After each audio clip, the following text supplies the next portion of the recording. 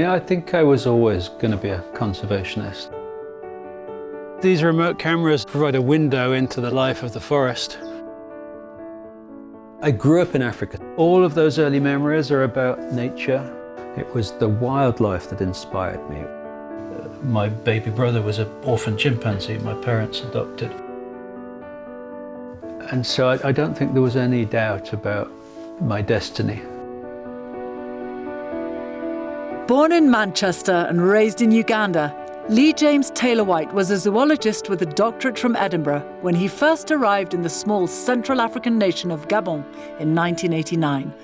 There he found the rainforests of the Congo Basin teeming with gorillas, chimpanzees, forest elephants, and much more. Working out of a remote research station in Lope National Forest and joined by his wife, Dr. Kate Abernethy, White began documenting the devastating effects of poaching and logging on wildlife.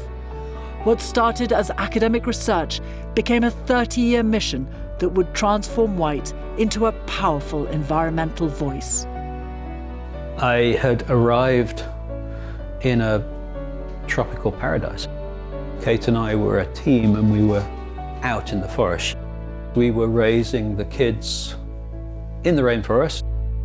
White's bridge into conservation policy work began in 2002 when he encouraged then Gabonese President Omar Bongo to create 13 national parks in the Congo Basin, covering over 5 million acres.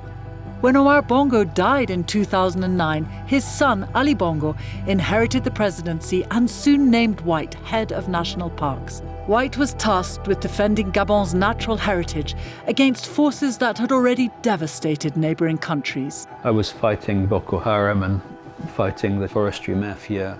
The violence escalated. And we literally transformed biologists into warriors that went to war with the poachers. And that was the only reason the elephant survived. We brought down a $300 million forestry mafia.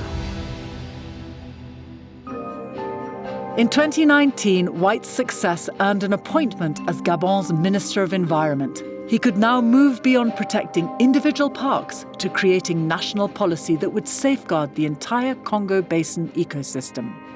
Forest elephant populations were growing. The economy was also growing. You had more elephants, more revenues into the government, more employment, and more carbon in the ground. I went into it knowing that at some point it might come to a hard end. But it did come to an end. Army officers have appeared on national television in Gabon claiming they've taken power. In August 2023, decades of Bongo family rule came to an end.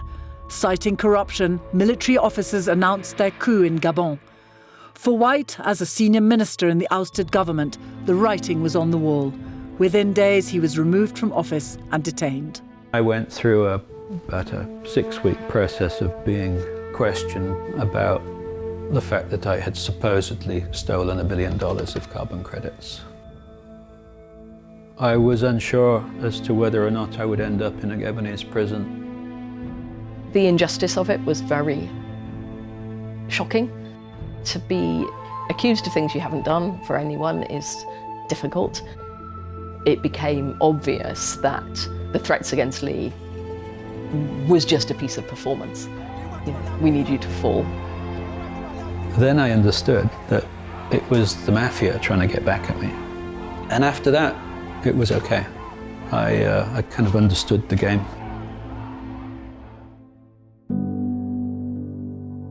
I set out to write one book. 760 pages later, the editor tells me I wrote 3 books, not one. So it's about conservation. It's about saving elephants and African forests through my eyes and my experiences. In my heart, I still have a responsibility to those forests. So I'll always be there for Gabon. And I still have this mission to be the spokesman for my chimpanzee brother. To be the spokesman for the elephants and the gorillas, and to try to inspire the world.